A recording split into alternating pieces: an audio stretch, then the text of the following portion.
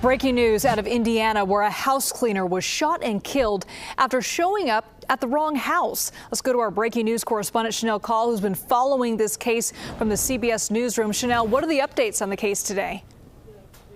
Well, Liz, a big update coming from the county prosecutor of this case today in Indiana. They have now charged the Indiana homeowner, 62-year-old Kurt Anderson. He's been booked and charged with voluntary manslaughter. He is now being held without bail. The prosecutor in this case, Liz, Kent Eastwood, today during that press conference this afternoon, acknowledged that Indiana does have some pretty strong protections for self-defense, but also made it a point of mentioning that in his view, those protections don't actually apply here. Listen. It is vitally important for the citizens of Boone County to understand that our decision today in no way should be interpreted as a challenge to Indiana stand your ground law or a person's right to self-defense.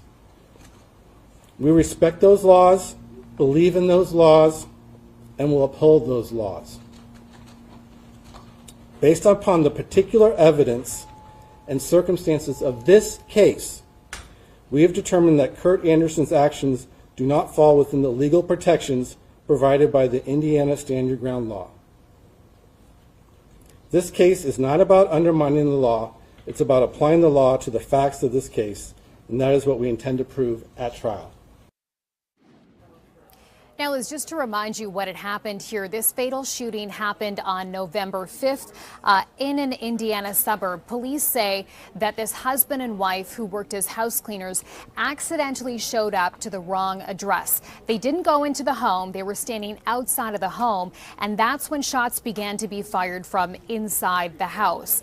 The woman in this case, Maria Florinda Rios Perez, she was killed. By the time police arrived, she had already passed away.